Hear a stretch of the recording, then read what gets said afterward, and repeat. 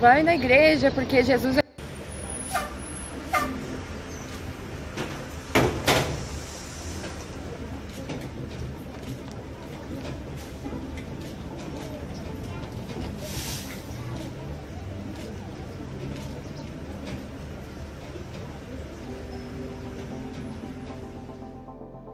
Eu acho que a maioria são um bando de alienados, que só veem a religião em si, não veem o cristianismo que tem por trás, não veem os ensinamentos de Cristo, não veem Jesus. Eu vejo o cristão como uma pessoa que tem fé.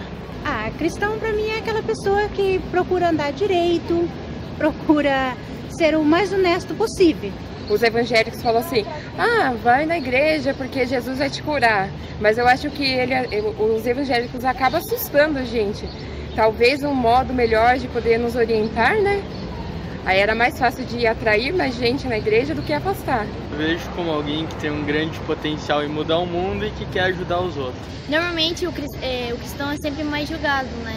Não, eu vejo ele uma pessoa sincera, assim. O cristão eu vejo como muitas pessoas, às vezes elas são bem preconceituosas, algumas, e eu não gosto muito disso, por isso que eu não vou na igreja. Uma plataforma para me suster, assim. Faz um mal tremendo para a humanidade. Acho que é uma coisa já ultrapassada. A igreja faz um bem para todos. Eu acho que quem não vai na igreja não acredita em Deus. Não gosto de Deus mesmo. O povo se aliena com essa tragicomédia e o efeito um sedativo para suas próprias misérias. E quando nos damos conta, estamos num picadeiro pintados de palhaço, rindo de nós mesmos. A igreja é só uma placa. Aí eu vejo que é muito bom pra gente. Manipuladora. Tem muita coisa errada. Eu sou totalmente contra. A gente vai lá pra aprender. Um lugar pra gente ir visitar Deus, como se fosse a casa de Deus, entendeu? Parei de ir porque eu tinha cabelo verde, porque eu tenho piercing, porque eu tenho tatuagem, e as pessoas ficavam olhando e comentavam até que estava errado, que não podia. Então, se vocês não vão me receber na casa do Senhor, do jeito que eu sou, eu não vou mais frequentar. A cola que une os cristãos, que fazem os cristãos terem comunhão, é o amor de Jesus Cristo. E isso se chama igreja, verdadeiramente. Não a instituição, mas a comunhão de pessoas. Porque através do amor de Jesus nós temos comunhão com Jesus. E por todos os cristãos fazerem parte do corpo de Jesus, nós precisamos nos amar. Porque nos amando, nós amamos a Jesus Cristo. Razão no meu viver, assim. Um profeta aí. Não sei se vale a pena acreditar. Como eu vejo Buda. Jesus é tudo pra mim, né? Uma pessoa que tem que fazer o bem. O cristão para mim é aquela pessoa fiel que segue a Cristo, né? Aquele que está sempre relacionado, ligado a Cristo. Uma luz na vida de muitos aí que estão ao redor, no trabalho, no colégio. São exemplos. O verdadeiro cristão é aquele ser iluminado. O cristão de hoje em dia, talvez de sempre, para mim a maioria são falsos. São falsos cristãos. Por quê? Porque às vezes tem a Bíblia toda na cabeça, decorada, embaixo do braço, né? Muitos aí com a Bíblia embaixo do braço, falam uma coisa e vivenciam outra. Então, para mim, isso é falsidade. Pessoas que acreditam em Deus. Uma pessoa qualquer, uma pessoa normal. O cristão é a pessoa que entendeu e foi atingida pelo amor de Jesus Cristo. Eu acho que quando o cristão entende que ele é Jesus Cristo na Terra, ele é uma pequena parte de Jesus Cristo na Terra, ele consegue abranger, se relacionar com pessoas e pode gerar mais influência às pessoas que estão à volta dele. Então, para mim, o cristão é a pessoa que aceita Jesus como Senhor e Salvador, que entende o amor de Jesus e com isso ele se torna uma pequena parte do corpo de Cristo. E assim ele pode influenciar quem está à volta dele. A igreja é o alicerce, é a força, é a pedra, é a rocha, aquilo que sustenta você na vida. Como sempre dizem, o corpo de Cristo, né, cara? A casa dos cristãos, mas aonde todo mundo é sempre muito bem-vindo. um grande comércio da fé, enganação, a maioria delas. Na minha igreja, as pessoas fazem aquilo para catar dinheiro dos outros. Elas pegam dinheiro de propósito, colocam óleo na cabeça das pessoas para dizer que aquilo é verdade, para aquilo tudo é mentira, só para elas pegarem dinheiro e construírem coisas que não prestam, coisas que não precisam na sociedade. Que muitas vezes mais atrapalha do que ajuda o ser humano. Casa de Deus, onde você vai adorar Ele. Bom, acho que a igreja eu vejo como um refúgio. Hoje em dia o que eu vejo mais uma igreja seria uma empresa. Bom, na verdade eu vejo como uma pessoa normal. Mas eles tentam arrastar a gente junto, sabe? De alguma maneira, isso é meio estranho. Fanatismo. Em geral, eu considero eles umas pessoas muito preconceituosas, assim. Cara, é uma pessoa normal. Um cristão é uma pessoa indiferente. O cristão é uma pessoa que procura, vamos dizer assim, um apoio para não fazer coisas erradas. Pessoas que precisam de uma base para poder viver. Uma pessoa alienada. Uma pessoa, acho que normal, cara. Como pessoa alienada, como uma pessoa que segue uma religião, que acha que o que ele crê é fato. O cristão hoje é uma pessoa que está numa situação um tanto perdida. Ele é uma pessoa religiosa. O único povo cuja motivação é o amor. É a única maneira que você tem, tipo, se você tem um problema, você sempre chama, ai meu Deus, me ajuda, o meu Jesus, sei lá como é que fala. E foi uma pessoa muito boa que passou pelo mundo. Não sei nem se eu acredito que ele existiu um dia. E que me faz levantar todos os dias, e eu tenho muita fé. Ele foi e continua sendo uma pessoa muito forte, assim, que é uma força maior, assim, sobre nós, que a gente tem que ter fé em alguma coisa, então serve para isso.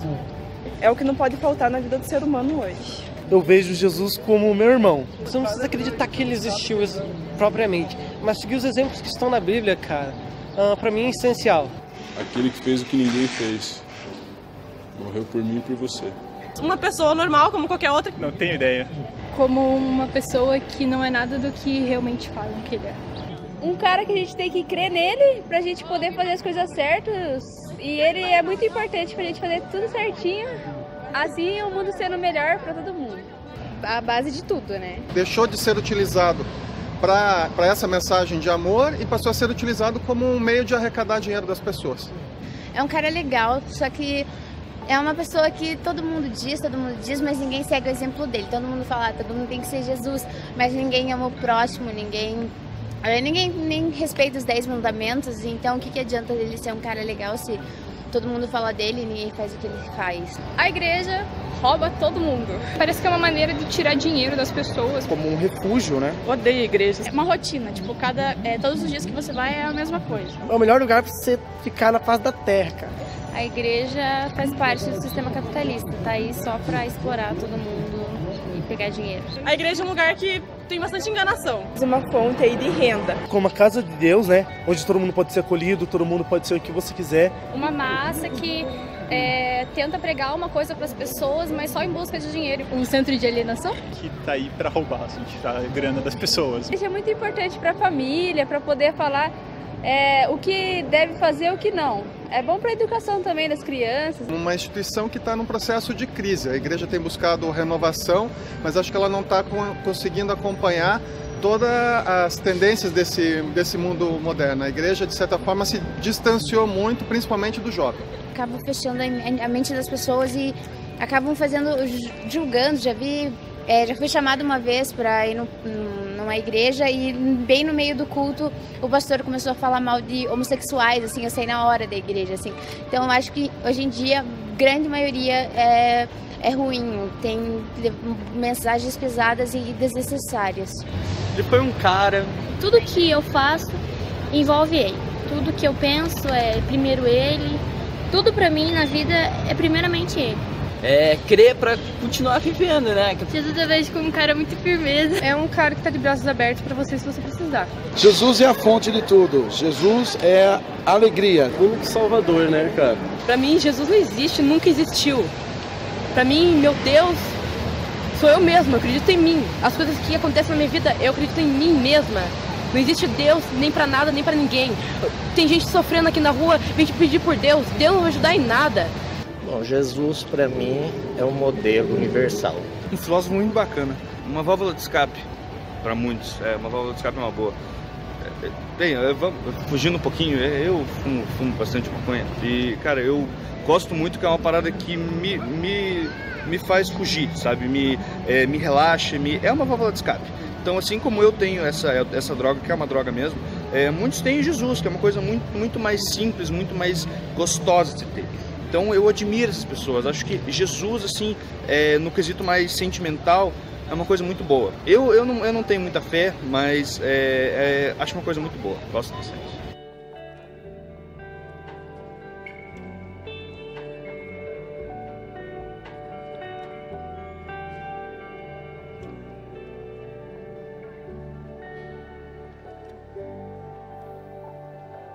Já que alguém disse que perguntar não ofende, como é que você se sente depois que assiste um vídeo como esse?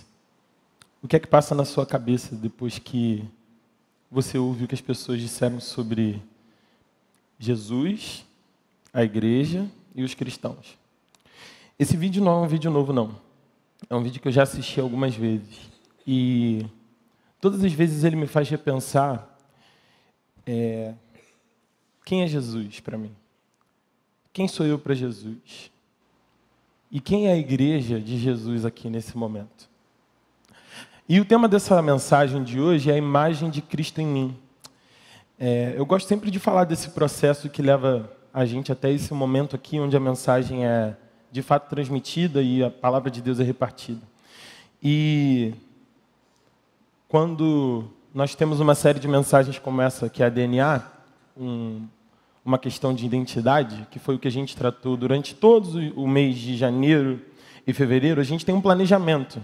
A gente sabe exatamente quais são os textos que a gente vai pregar, a gente entende mais ou menos o que é a temática que não pode sair da nossa pauta, e esse era o último texto.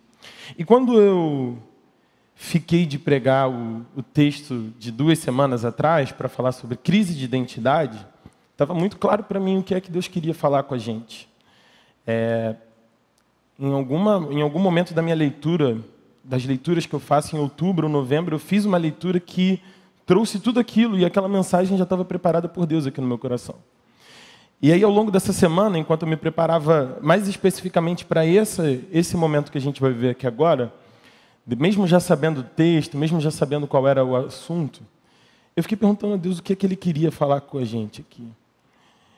E eu vou te falar que, assim, foi segunda, foi a terça, foi a quarta. E eu simplesmente não estava entendendo qual que era o recado em cima de Romanos 8. Quando, na verdade, Deus já estava falando comigo há muito tempo sobre isso. E eu vi esse vídeo durante essa semana, mais uma vez, tentando pensar quem é Jesus para mim, quem sou eu para Jesus, e quem é a igreja de Jesus para as pessoas que estão ao redor dela. E quando esse link foi feito na minha mente, quando eu realmente entendi o que é que Deus queria tratar com a gente, o que me veio à mente foi qual é a imagem que as pessoas ao nosso redor têm sobre Cristo quando elas olham para nós. Porque se a gente está falando sobre a imagem de Cristo em mim, a gente está falando sobre uma imagem que é expressa através da pessoa que eu sou. A gente está falando de que a gente é um grande espelho de quem Cristo é para o mundo. A gente está falando sobre nós sermos as pessoas que, quando são olhadas pela sociedade, demonstramos quem é o Jesus de Nazaré. Quem é o Cristo de Deus que tira o pecado do mundo. Quem é o Jesus que a história conta sobre ele. E a vida que a gente vive agora é uma vida, como o pastor André falou na semana passada, que a gente vive pela fé no Filho de Deus, que nos amou e se entregou a si mesmo por nós. Mas será que essa é a vida que a gente decidiu levar e viver daqui por diante? Queria fazer uma outra pergunta aqui. Quantos de vocês têm pessoas amadas, queridas, da sua família ou amigos, que cresceram na igreja com você, ou que participaram de qualquer igreja nesse tempo da vida delas, que hoje não estão mais ligadas de forma alguma à igreja e que não têm o menor interesse de continuar ligadas à igreja? Você entendeu a minha pergunta? Quantos de vocês têm pessoas queridas, com quem você cresceu ou que você conhece há muito tempo, que cresceram nesta igreja ou em qualquer outra com você, que não estão mais interessadas em uma caminhada junto com a igreja? Levante uma das suas mãos. Olha ao seu redor. Tem alguma coisa errada. Tem alguma coisa errada porque lá em Atos 11 a gente descobre que os crentes que se reuniam na Antioquia, pela primeira vez, foram chamados de cristãos. E a Bíblia diz que a mão do Senhor estava sobre eles e que eles eram fiéis à palavra do Senhor. E eles estavam tão animados que a igreja de Jerusalém enviou um homem chamado Barnabé para cultuar e para animar aqueles novos crentes que estavam ali na Antioquia. Mas o povo que morava ao redor deles é que diziam: estes são os cristãos. Que na essência dessa palavra quer dizer pequenos cristos. Esses que moram aqui, esses que se reúnem, esses que utilizam o domingo para cultuarem juntos, esses são verdadeiros cristãos. A impressão que eu tenho é que hoje a imagem que a igreja passa não é a imagem do seu Cristo. Eu fui fazer essa pergunta no meu Instagram essa semana. Perguntei por que as pessoas que amam a Jesus, caminharam um tempo com Jesus, por algum motivo na caminhada desistiram de caminhar com Jesus. Você não tem noção assim das respostas. E eu também não quero expor todas essas pessoas. Mas quantas histórias eu ouvi de decepção? De pessoas que olhavam para pessoas, e a gente sabe que maldito é o homem que confia no outro homem, mas pessoas que se decepcionaram por atitudes que homens tomaram na igreja. De pessoas que acharam que chegariam na igreja, nesse lugar, iriam encontrar segurança, conforto, acalento, mas aqui encontraram julgamento, aqui encontraram pessoas que não as abraçaram, aqui encontraram pessoas que não as acolheram, aqui encontraram pessoas que não as trouxeram para perto, aqui encontraram pessoas ocupadas demais com as suas tarefas para ter tempo para elas. Aqui encontraram pessoas que falavam mais sobre a sua posição política do que sobre o seu Cristo. Aqui encontraram pessoas que estavam dando mais importância aos seus próprios gostos e aos seus próprios interesses que não os interesses de Cristo. Aqui encontraram pessoas desejosas por fazer a sua vontade e não a vontade do seu Pai. Assim como o Pai Nosso nos ensina: santificado seja o teu nome, venha a nós o teu reino, seja feita a tua vontade, aqui na terra como ela é feita no céu. E nesse movimento de culto que a gente tem organizado junto com a nova geração, a gente tem pensado muito sobre como a gente vai fazer para atrair as pessoas da nossa comunidade, como a gente vai fazer para trazer pessoas aqui que precisam ouvir sobre Jesus. Mas também não é pequena a quantidade de pessoas que, desde que eu cheguei aqui, me procuram para falar dos seus filhos, dos seus sobrinhos, dos seus netos, dos seus conhecidos, de membros que eram daqui da nossa igreja, de outras igrejas que estão desigrejados, que já não têm mais prazer de estar na casa do Senhor. Não são poucas as pessoas que a gente conhece que estão afastadas da igreja, mas que ainda amam Jesus. Eu não sei se essa é a sua experiência, mas todas essas pessoas que eu posso dizer que são desigrejadas não são pessoas que foram procurar uma outra religião, um outro culto. A maioria dos meus amigos hoje que estão afastados, como a gente gosta de chamá-los, já há um grande abismo entre nós, e nós ainda os colocamos como os afastados. Lembra daquilo que eu falei há 2 semanas passadas?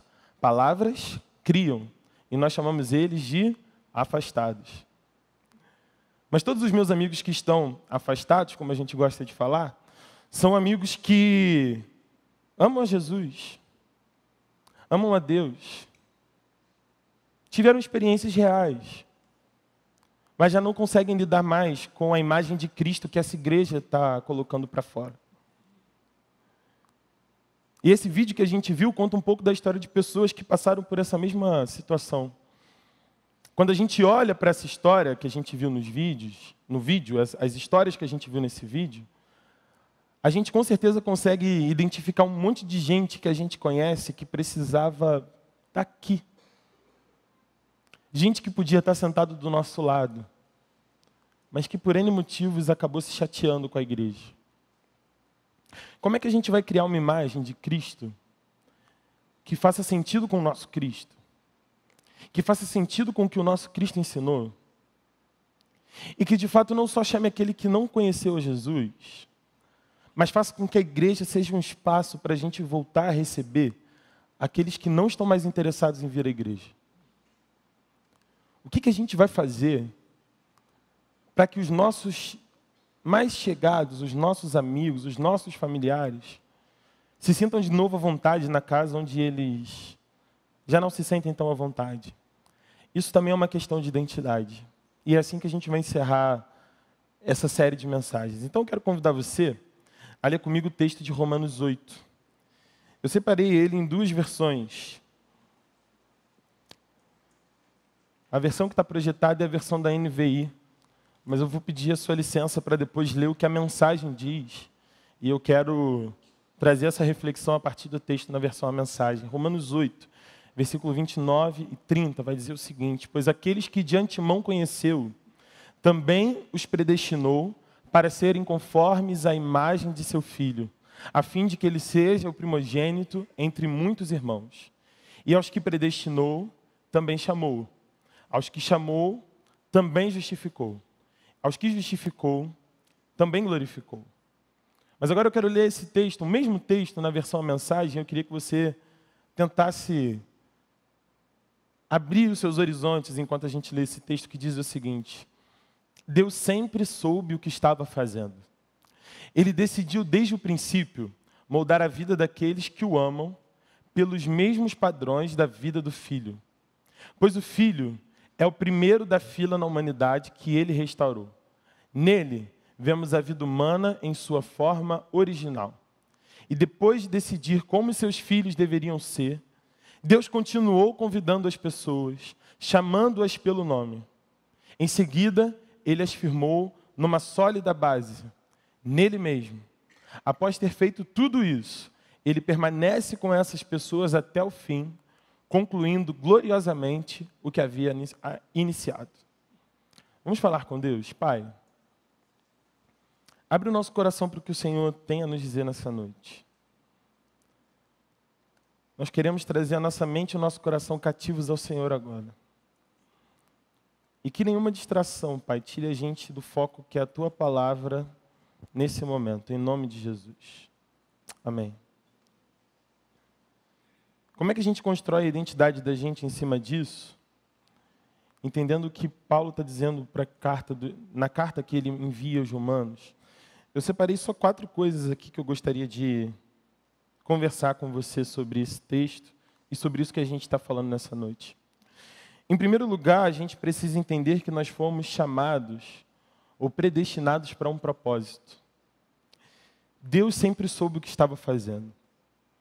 Essa é a expressão que a versão a mensagem abre o texto a partir do versículo 29. Deus sempre soube o que estava fazendo.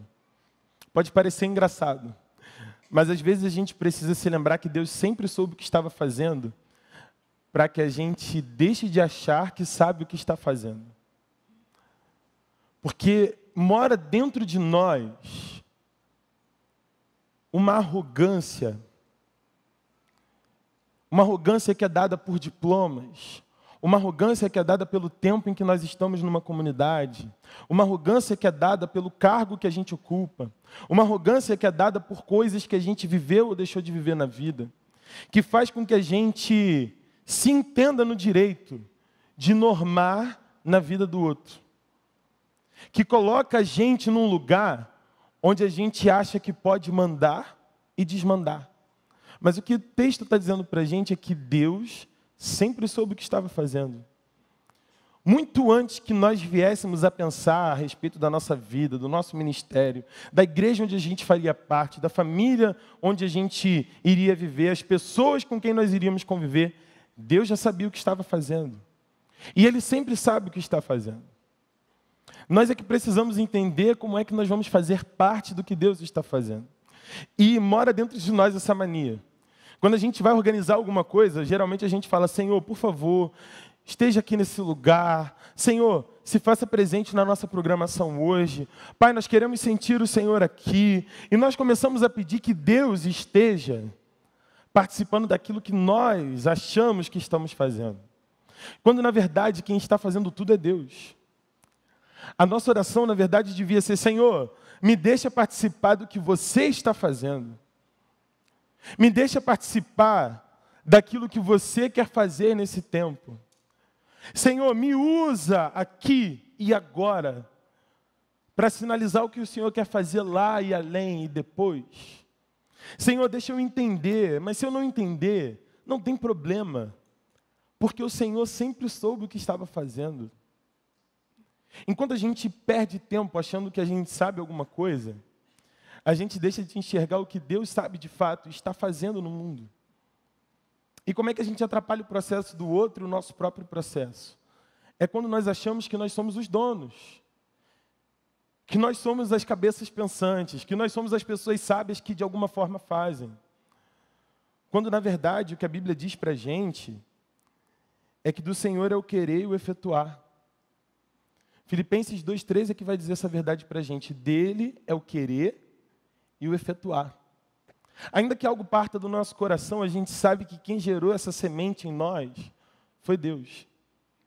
E quando a gente entende isso, a gente não se coloca diante do processo do outro.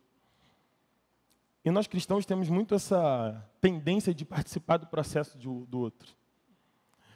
Uma das coisas e um dos assuntos que eu sempre gosto de estudar nos livros que eu leio é sobre como a gente tem essa mania de dizer, por exemplo, quem vai e quem não vai para o céu. Quando, na verdade, a Bíblia conta uma outra história, lá em Lucas, no capítulo 14, do versículo 15 ao 24, de que um homem muito rico dá um banquete. E aí ele serve aquele banquete e chama os seus convidados. E quando ele chama esses convidados, o primeiro diz o seguinte: olha, eu acabei de comprar um campo e por conta disso eu não vou poder ir no banquete que você está servindo. O segundo diz o seguinte: olha, eu comprei agora umas juntas de bois e eu preciso ir lá ver como é que estão os boizinhos, eu também não vou no seu banquete. E aí o terceiro disse: olha, eu acabei de me casar e por conta disso eu também estou impedido de ir. E por vezes a gente deixa de participar do que Deus está fazendo porque nós estamos ocupados demais com as coisas que nós estamos fazendo. Nós deixamos de participar do que o Senhor está fazendo porque estamos ocupados demais com o que nós estamos fazendo. Estamos preocupados demais com as nossas programações, com os nossos cultos, com os nossos encontros, os nossos ensaios, as nossas cantinas, o nosso dinheiro, o nosso. E quando a gente percebe, a gente perdeu a oportunidade de fazer parte do que o Senhor estava fazendo. Nós não somos convidados a dar a festa. Nós somos convidados a ir ao banquete. O banquete está sendo servido pelo Senhor. E às vezes nós nos achamos no direito de servir o banquete. E quando a gente serve o banquete, a gente serve do nosso modo. Quando você faz uma comida, se você gosta de cozinhar, você usa o tempero que mais lhe agrada. Minha mãe sempre gostou de colocar louro no feijão. Eu, por consequência, odeio louro porque sempre vem no meu prato. Mas é o tempero que ela gosta, é como ela agrada fazer. Outras pessoas temperam feijão de uma outra forma. E quando a gente faz alguma coisa, a gente faz da nossa forma. Mas esse não é o lugar para a gente fazer as coisas da nossa forma. Porque essa igreja não é minha, não é sua, não é do Novais. Essa igreja é de Jesus. E quando a igreja é de Jesus, as coisas acontecem da forma como Jesus quer que aconteça. As nossas igrejas não têm mostrado a imagem de Cristo Jesus, porque elas têm sido muito mais um reflexo daquilo que a gente quer, e não um reflexo daquilo que Cristo quer. Enquanto nós comandarmos e fizermos as coisas na igreja no modo como nós queremos fazer, as pessoas vão ter mais dificuldade de se encontrar com Jesus. A igreja vai ter mais dificuldade de fazê-lo entendido para a sociedade. Quanto mais as coisas aqui forem pelo nosso poder, pelo nosso jeito, na força do que a gente faz, a igreja cada vez mais comunica o que a gente quer, mas nem sempre o que Jesus quer. E hoje você está sendo convidado a olhar por um outro ponto de vista. Hoje você está sendo convidado a tirar de si essa grande soberba que te acolhe, que te veste, para dizer com roupa de humildade: Senhor, eu quero fazer parte do que você quer fazer. Em Barão da Taquara ou no reino de Deus. Nós não somos donos de nada, meus irmãos. Nós não somos donos nem de armários, nem de geladeiras, nem de salas, nem de salões, nem de ministérios. O dono de tudo isso aqui é Jesus Cristo. Enquanto a gente entende que Jesus Cristo é o dono, as pessoas começam a entender melhor quem é Jesus Cristo. Então a primeira coisa que eu queria te motivar nessa noite a entender é que nós somos convidados, nós não somos anfitriões. O anfitrião já preparou um banquete. Agora cabe a nós dar desculpas para fazer parte do banquete, ou sentar-se à mesa, comer e se deleitar na presença do anfitrião. Segunda coisa que eu queria que você pensasse a partir de Romanos 8. Queria que você entendesse que Jesus é a pessoa mais importante desse propósito. O texto na versão A Mensagem vai dizer que Jesus é o primeiro da fila. Jesus é de fato o motivo. O que tira a gente de casa e o que tem que tirar a gente de casa no domingo à noite para vir aqui só pode ser Jesus. Se o motivo de você sair de casa não for Jesus Cristo e for qualquer outra coisa, daqui a pouco ficar aqui vai ficar chato. Daqui a pouco você se senta e você começa a perceber que todo mundo aqui tem defeito. Daqui a pouco você senta aqui e você começa a ver todas as falhas que essa igreja e qualquer outra tem. Agora, não se iluda. Se você encontrar, meu antigo pastor tinha o costume de dizer isso, se você encontrar uma igreja perfeita, saia de lá correndo para que você não estrague ela. Nós, seres humanos, temos essa tendência de tocar em coisas e daqui a pouco destruir aquilo que a gente tocou. Mas isso só acontece quando a gente não entende que o grande motivo disso tudo aqui é Jesus. Os louvores que a gente canta são para Jesus. O motivo pelo qual a gente serve e entrega o nosso tempo é Jesus Cristo de Nazaré.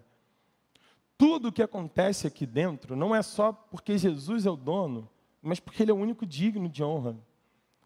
Esse não é um lugar para a gente honrar pessoas.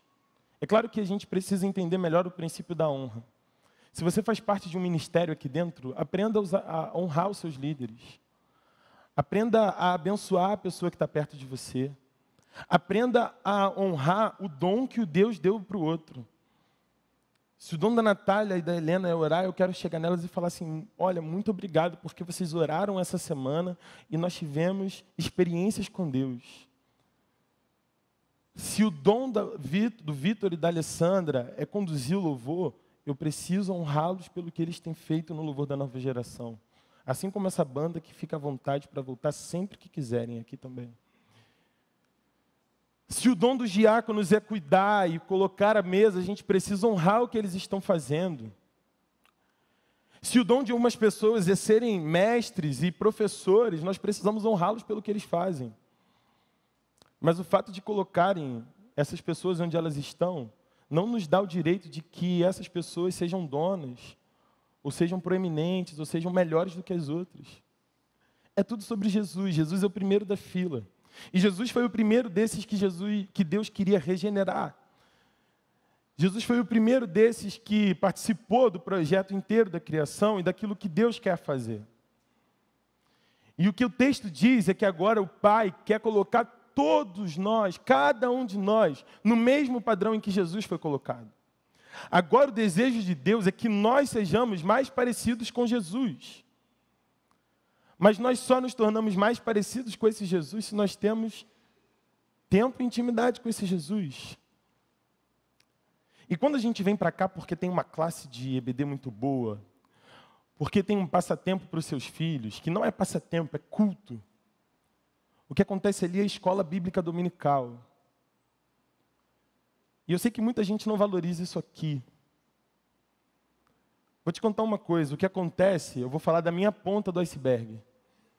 O que acontece é que no início você deixa a criança e não vai para EBD. Não conversa com seu filho durante a semana sobre a Bíblia. E aí, de repente, você tem um almoço de família e você acha que pode retirar ele na hora que você quiser do EBD, é só uma classinha. Depois que passa o tempo, você procura o líder de adolescentes ou de jovens e fala assim, meu filho não quer mais vir na igreja. Meu filho não tem mais prazer em estar aqui. Mas no tempo que você podia cultivar e podia colocar a criança no caminho que devia andar, você tinha praia, corrida, almoço. O arroz e feijão veio antes de Jesus. O tempo da sua viagem valia mais do que o tempo que vocês tinham com Jesus. As férias são mais importantes do que o tempo com Jesus. E aí depois, a gente quer que essa galerinha que cresceu assim tenha uma mente transformada e encontre Jesus de outra forma. Jesus precisa ser apresentado. Jesus é o primeiro da fila. Qual é o lugar de Jesus na sua vida de verdade? Qual é o lugar que Jesus ocupa hoje na tua rotina? Nos teus pensamentos, nas tuas conversas, nas coisas que você faz no seu dia a dia. Essa semana eu vi uma coisa no Instagram e aquilo me gerou um sentimento de estranheza daquilo que eu li. Eu falei, gente, o que a gente está fazendo com essa geração? E coloquei isso no meu Instagram. E aí um amigo veio conversar comigo sobre o que eu tinha colocado, mas num tom de discordância. E eu vou confessar o meu pecado diante de vocês. Eu entrei na conversa já aquecido. Sabe quando você entra na conversa preparado? A pessoa só te perguntou uma coisa e você já está gingando, já preparado para o que vai acontecer. Foi assim que eu entrei na conversa. E depois que a gente já tinha discutido bastante, eu olhei e falei assim, o que Jesus quer fazer aqui? O que Jesus... Eu parei de me perguntar o que Jesus faria no meu lugar. Quando a gente fala o que Jesus faria no meu lugar, parece que Jesus é alguém que viveu há muitos anos atrás, morreu e está morto. Só que deixa eu te falar, o nosso Cristo está vivo. Amém? Jesus está vivo. Então, se Jesus está vivo, não é o que Jesus faria no meu lugar, é o que Jesus está fazendo no meu lugar. O que é que Jesus está fazendo no seu lugar de trabalho? O que Jesus está fazendo no seu WhatsApp, nas suas redes sociais? O que Jesus está fazendo na sua casa, com a sua família? O que Jesus está fazendo enquanto você senta para tomar café e comer um pedaço de bolo? O que é que Jesus faz enquanto você vai numa loja e escolhe uma roupa para usar? O que é que Jesus faz nesse meio tempo em que a gente vive? Onde é que está Jesus? Nas nossas relações, nas nossas atitudes, naquilo que a gente está vivendo.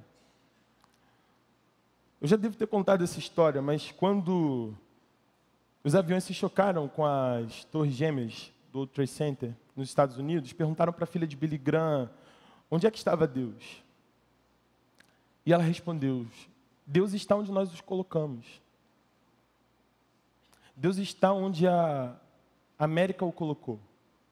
Deus está fora das escolas, Deus está fora da nossa pauta, Deus está fora da nossa casa, Deus está fora das nossas conversas, Deus está fora do nosso pensamento de consumo, Deus está fora dos nossos relacionamentos interpessoais, dos nossos namoros, dos nossos casamentos, da maneira como a gente cria os filhos. Deus está onde nós o colocamos. Onde é que está Deus na vida da gente? A gente quer entender como que a gente pode transmitir a imagem de Cristo. Então, primeiro, lembre-se, você está fazendo parte de algo que Deus te convida a fazer parte. Você é convidado. A segunda coisa é, lembre-se, Cristo é o primeiro da fila. Nós não somos os primeiros da fila. As necessidades da nossa vida não são as primeiras da fila. Quem quiser vir após mim, negue-se a si mesmo. O Evangelho é sobre uma renúncia. O Evangelho não é sobre quanto você consegue fazer as coisas e ter um tempo para Jesus. É sobre como você faz as coisas para Jesus e existe tempo ou não existe tempo para todas as outras coisas. Jesus é o primeiro da fila. Você quer que as pessoas que estão afastadas de Cristo e afastadas da igreja vejam isso em você? Deixa as pessoas verem que Jesus é a primeira coisa. Que Jesus é a primeira pessoa da fila. E deixa eles verem que a sua vida está se moldando a um padrão que o Pai deu para o Filho. Deixa as pessoas verem que aquilo que aconteceu com Jesus e a maneira como Jesus agia também está sendo a maneira como você decide viver. Deixa Jesus ser importante na sua história. Deixa Jesus perpassar cada conversa que você tem. Deixa Jesus ser expresso nas fotos que você posta. Deixa Jesus participar da sua vida.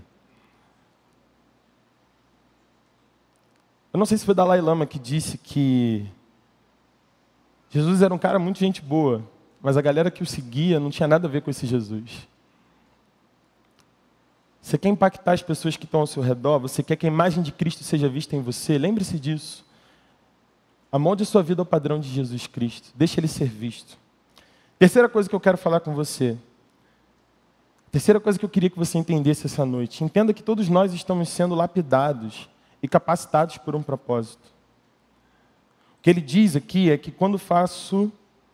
Coloca aí o texto para mim também, por favor, Braga. Nele vemos a vida humana em sua forma original. E depois de decidir como seus filhos deveriam ser, Deus continuou convidando as pessoas, chamando-as pelo nome. E em seguida, ele as firmou numa sólida base, nele mesmo. Nós não estamos desamparados. Nós não estamos soltos. Não é pela força do nosso braço, não é pela nossa sabedoria, não é pelo que a gente sabe fazer. É sobre o que Deus está fazendo na gente. E é sobre como Deus quer fazer alguma coisa através de você nesse tempo e nessa geração. Uma coisa que eu anotei aqui é que a minha confiança na promessa de Deus precisa ser maior que a minha confiança em algo tão enganoso e incerto quanto as minhas vontades e as minhas decisões. A minha confiança na promessa de Deus precisa ser maior que a minha confiança em algo tão enganoso e incerto quanto as minhas vontades e decisões. Porque um dia a gente toma uma decisão, mas no outro a gente já pensa de uma outra maneira. Num dia a gente fala, olha, eu vou sair tal hora, mas no outro a gente fala, eu não vou mais. Num dia a gente combina uma carona, mas no outro a gente fala, ó, não vou mais sair nesse horário. E a gente é assim. Mas quando Deus nos convoca para fazer alguma coisa, nesse tempo, a gente prefere viver como se nós simplesmente não fôssemos capacitados e isso não pudesse mudar. Agora, aquele que foi fiel para chamar, também é fiel para continuar capacitando. Me diga, qual era a capacidade de Moisés, gago como era, ser um governador de todo aquele povo e ser um mensageiro de Deus para aquele povo tão rebelde? Qual era a capacidade que Davi tinha, Esmígol do jeito que era, todo baixinho, franzino, como a Bíblia o descreve? Qual era a possibilidade que ele tinha de matar aquele gigante e se tornar o rei de Israel? O rei mais respeitado que houve em Israel. Qual era a possibilidade de que todos os homens e mulheres... Qual era a possibilidade de que Esther fosse rainha? Qual era a possibilidade que ela tinha? Qual era a capacidade que Esther tinha que fazia com que ela fosse melhor do que todas as outras mulheres que passaram pelo harém de Ahassuero? O que faria dela melhor do que as outras mulheres? O que faria de Maria melhor do que todas as outras mulheres do mundo para que ela de fato fosse a mãe do Filho de Deus? Não é pela nossa capacidade, não é pela nossa força. É sobre o que Deus pode fazer em nós. É sobre o que Deus está fazendo em nós. Quando a gente não se entende capacitado para fazer alguma coisa, geralmente a gente retrocede e fala, olha, isso não é para mim, eu não tenho força, eu já não aguento mais.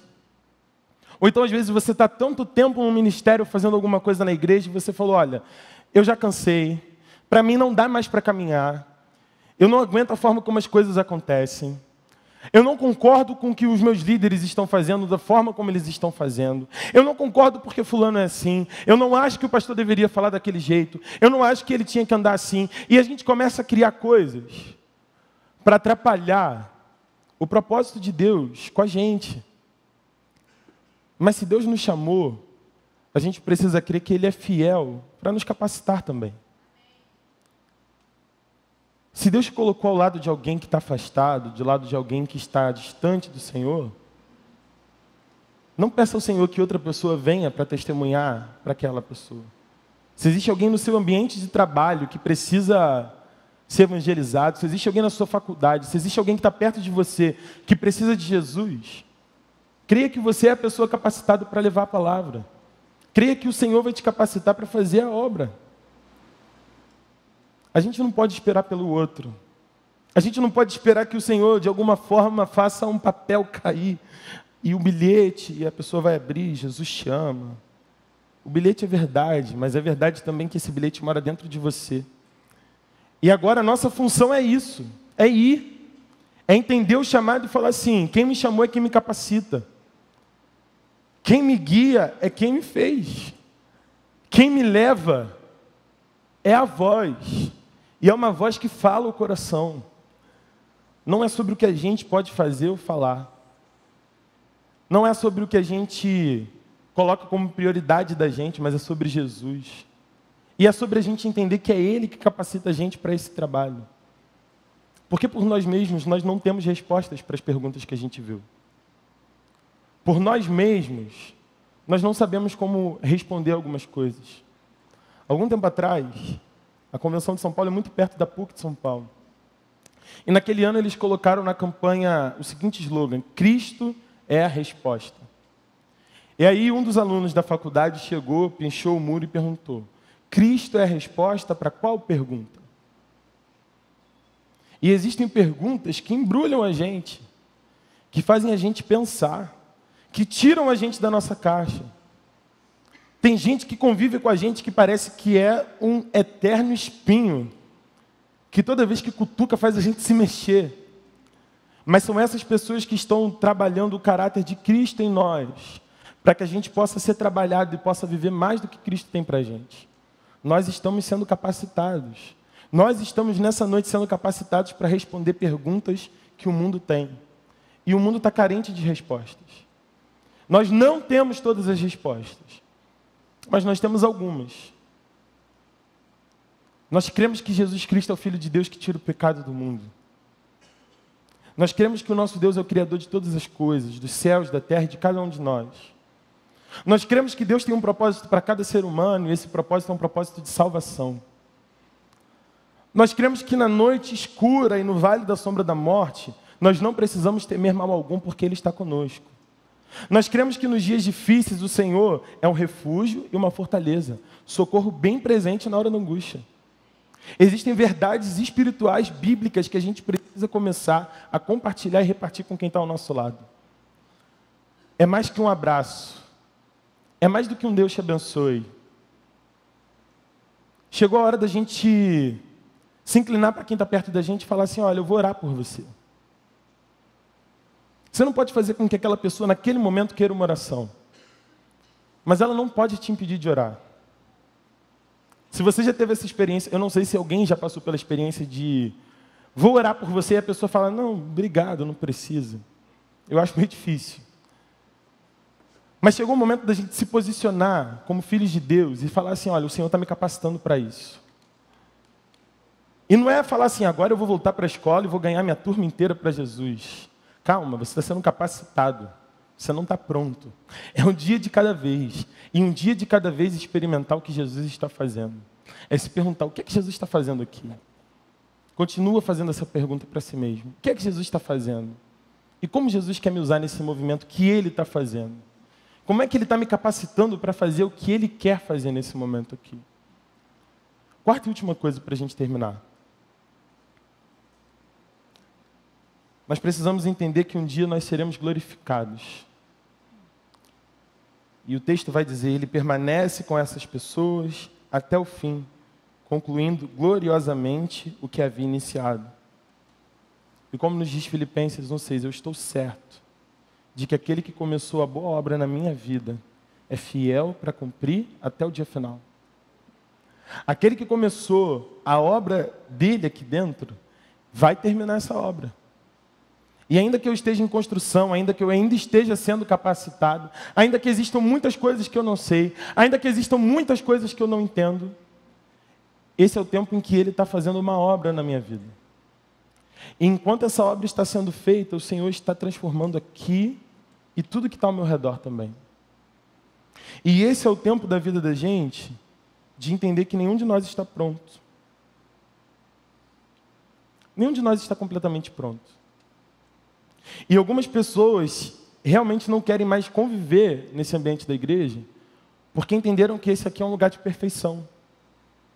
Porque alguém as fez entender que esse aqui é um lugar para gente perfeita. Quando, na verdade, isso aqui não é um tribunal. Isso é um hospital. Provavelmente você está aqui, está doente, e está do lado de alguém que também está doente. E esse aqui precisa cada vez mais ser um lugar de cura. Um lugar onde a obra do Senhor continua sendo feita. E no dia que eu preciso pedir, eu venho aqui porque eu entendo que a obra continua sendo feita. E quando alguma parte da obra é concluída, eu também venho agradecer e dizer: Senhor, obrigado, porque o Senhor continua a obra. E eu estou vendo que o Senhor continua a obra na minha vida. Esse é o espaço onde a gente precisa olhar para o outro e entender o defeito dele, não como um lugar para eu fazer a minha festa, mas um campo missionário para eu ajudar ele. Esse é o lugar onde a gente ouve o que aconteceu com o outro e a gente se solidariza. É um lugar onde a gente precisa apontar menos e se solidarizar mais. É um lugar onde a gente precisa começar a colocar em prática as coisas que Jesus fazia. O que Jesus fazia? Trouxeram uma mulher que foi acusada de adultério. E Jesus falou, olha, quem não tiver pecado, tira a primeira pedra aí. A Bíblia conta que do mais velho ao mais novo, todo mundo foi deixando suas pedras e foi embora. Quando acaba tudo, Jesus levanta aquela mulher e fala, ninguém te condenou? Ninguém te jogou pedra? Também não vou te jogar, não. Vai, não peques mais. Não é passar pano quente, mas é assim, ó, não vou te condenar, não. Vai, não peques mais. Daqui por diante, segue, vive outra vida. Procura outras coisas para você, valorize-se. Valorize quem você é. Valorize quem você foi criada para ser, mas vai lá. Jesus passa em meio a gente doente e ele vai lá e cura. E ele ora, e ele intercede por aquelas pessoas. Jesus encontra uma multidão de gente triste, pobre, sem rumo. E começa a dizer, felizes são vocês, que têm fome e sede de justiça. Quem tem fome e sede de justiça é quem foi injustiçado. Mas Jesus estava presente ali com essas pessoas. Jesus viu uma mãe chorar o velório do seu filho, e Jesus foi até lá, consolar aquela mãe, trazer de volta a vida daquele filho. Jesus também pagava impostos. Jesus tinha os seus compromissos financeiros e ele cumpria os seus compromissos financeiros. Jesus tinha tempo para estar com seus discípulos. Jesus tirava tempo para falar com o Pai e orar. Esse era Jesus. E às vezes a gente está mais preocupado em parecer do que a ser. E aí parece que a igreja é esse lugar que, para ser parecido com Jesus, a gente tem que vestir uma roupa ou não. Pode ou não ter tatuagem, piercing. Olha o tempo que a gente gasta falando algumas coisas. Quando, na verdade, parecer com Jesus tem mais a ver com a essência do que com a aparência. Quando a gente entender que se parecer com Jesus tem a ver com a essência e não com a aparência, a igreja vira o jogo. Talvez todas essas pessoas comecem a enxergar uma igreja que elas não enxergavam antes. Pode ser que elas não queiram mais fazer parte desse movimento. Pode até ser que elas não queiram mesmo congregar mais com a gente. Mas pode ser também que se a gente começar a se interessar em viver uma mudança aqui dentro, para que a gente reflita mais agora a imagem de Cristo e não a nossa imagem, a nossa forma, o nosso jeito, mas o jeito de Cristo, a imagem de Cristo, fazendo o que Jesus está fazendo, as pessoas comecem a se sentir atraídas por Jesus. E a imagem de Cristo possa de verdade ser refletida através de mim, de você. E eu queria encerrar esse momento orando, sempre entendendo que Deus prepara esse momento para que a gente também queira viver algumas mudanças. Esse é o último dia da nossa semana. Esse é o tempo em que a gente vai se despedir. Semana que vem a gente não vai se à noite. Talvez você vai viajar, talvez você vai ficar em casa. Não sei o que você vai fazer no seu carnaval. Mas independente do que você vai viver nas próximas semanas, eu queria que você saísse daqui lembrando de uma coisa. Você é a imagem de Cristo. A Jussara costuma dizer que Cristo não tem mãos que não as nossas, não tem pés que não os nossos. Mas hoje eu queria completar essa frase dela dizendo que Ele não tem uma outra imagem que não a sua e a minha. E quando nos olham, já passou do tempo de olharem e nos verem em nós Jesus. E o meu desejo real, e não só de agora, mas por toda a minha vida, é que aqueles que me olharem possam saber que Jesus habita em mim. Eu não quero mais viver uma vida onde eu não possa ir a algum lugar, ou eu não possa falar ou fazer alguma coisa.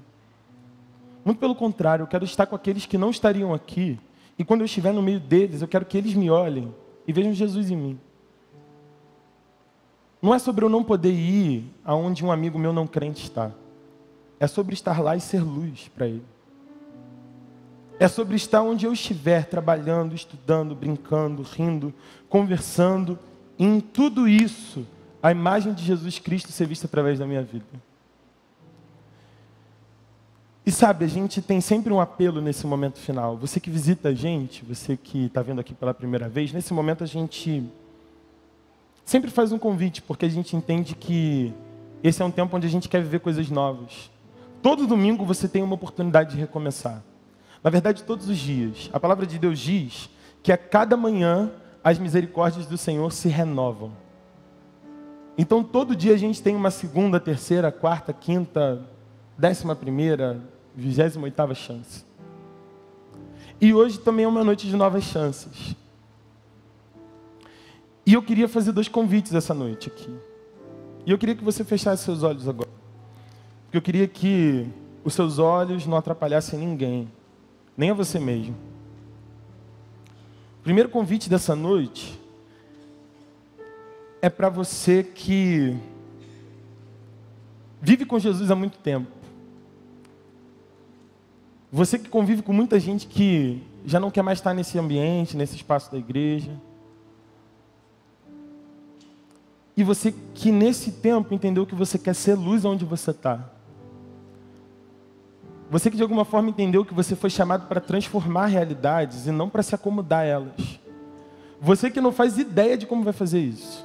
Não faz ideia. Porque eu sei que tem pessoas que a gente já não sabe mais como abordar. Faltam palavras para a gente.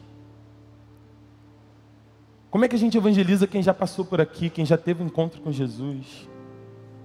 Como é difícil a gente conviver em casa ou fora da nossa casa com alguém que não quer mais estar aqui. Mas eu queria que você entendesse que essa noite foi sobre você que está aqui. Não foi sobre quem não veio. Essa noite foi sobre mim e sobre você. E como a gente quer daqui por diante refletir a imagem de Cristo através da nossa vida.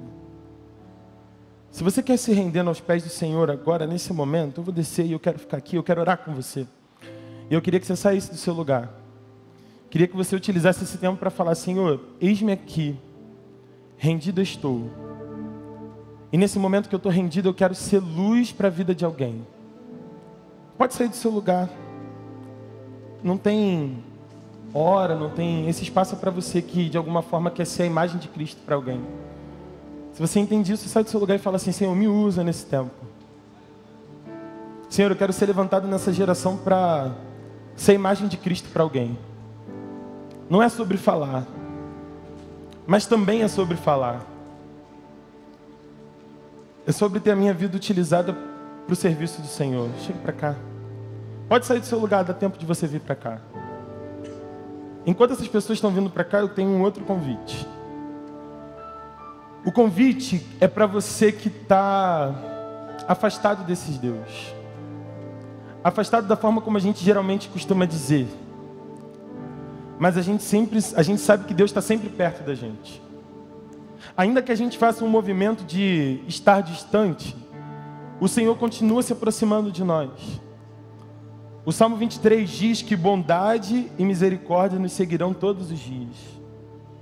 A versão A Mensagem diz que a bondade e a misericórdia do Senhor correm atrás da gente. E essa bondade e misericórdia do Senhor talvez tenha te alcançado nessa noite. Talvez você seja uma pessoa que está aqui, mas que está decepcionada com a igreja. Você se chateou com alguém, você se chateou com alguma coisa. Mas você também entendeu nessa noite que aqui não é um lugar para pessoas perfeitas. É um lugar para pessoas que estão passando por um processo parecido com o seu. E esse é o tempo de você se render também. E a gente queria muito orar por você, pela sua vida.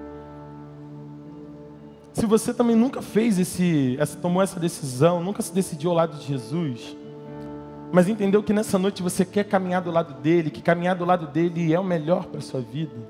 Ou se você está muito tempo distante, você já nem sabe como voltar, como fazer, mas você entende que essa é uma noite de retorno, de volta a casa, o Pai está de braços abertos. E eu queria que você viesse aqui para a gente orar por você. Sai do seu lugar. A gente quer te dar um abraço, a gente quer orar pela sua vida. E a gente quer entregar a sua vida no altar do Senhor.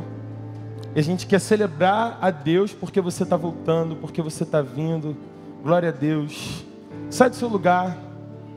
Não perca a oportunidade de voltar hoje para Jesus. Você se chateou com alguém? Teve alguma coisa errada, alguma coisa que fizeram a você? É o tempo de você liberar perdão. É o tempo de você dizer, Senhor, olha, eu quero deixar isso para trás, eu quero viver coisas novas com o Senhor agora. Vem aqui na frente. Você está afastado e quer voltar? Essa noite é para você também. Enquanto a gente estiver cantando, você tem a oportunidade de sair do seu lugar. Se você quer pedir a Deus para ser a imagem de Deus para o mundo, se você quer voltar para a casa do Pai, não fique resistente. Quebre a resistência agora nesse momento, em nome de Jesus. E participe do que Deus quer fazer aqui nessa noite, na sua vida.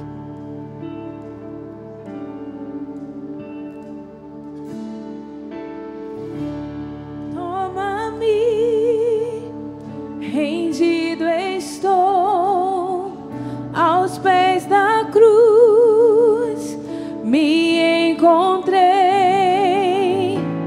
O que tenho te entrego, ó Deus.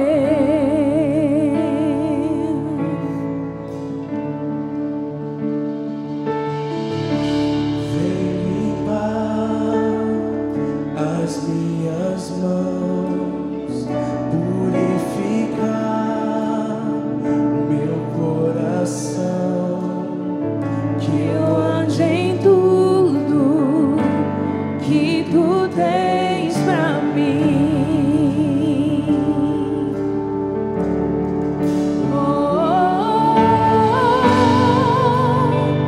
Eis-me aqui, rendido estou.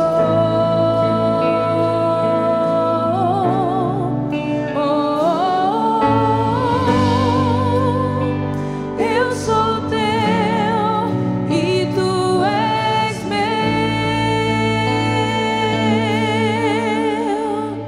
Jesus.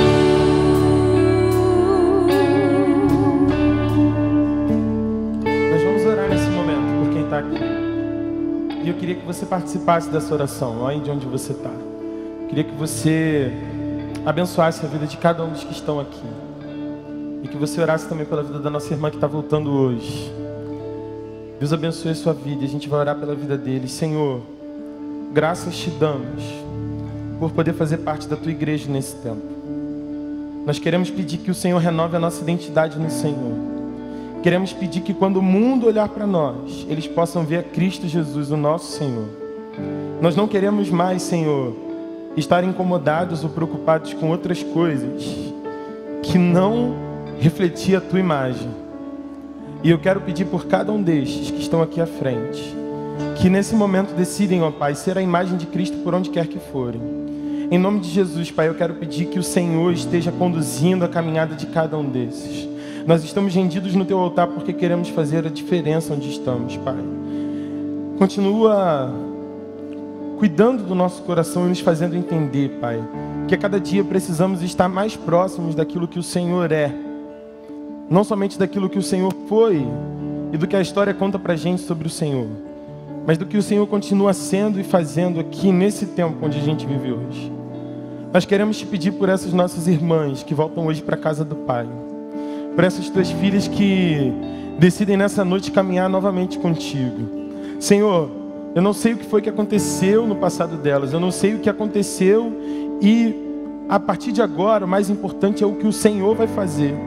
É o futuro brilhante que o Senhor tem separado na vida delas. Em nome de Jesus, Pai, nesse tempo, traga novos sonhos, novas realidades, Senhor, para a vida delas. Uma nova intimidade contigo, novas experiências no Senhor. E que conforme elas possam caminhar com o Senhor, caminhar com a gente, elas se encontrem contigo mais e mais. E tenham mais vontade, Senhor, de ser a tua imagem nesse tempo e para essa geração, Pai. Em nome de Jesus, fortalece os pés delas, Senhor. Assim como nós vimos nesse texto, que elas estejam firmadas na base que o Senhor é. E que assim nós sigamos, Senhor. Que esse seja o nosso desejo, para a honra e glória do teu nome, não do nosso. Para que a gente diminua e o Senhor cresça. E para que o teu nome seja glorificado aqui.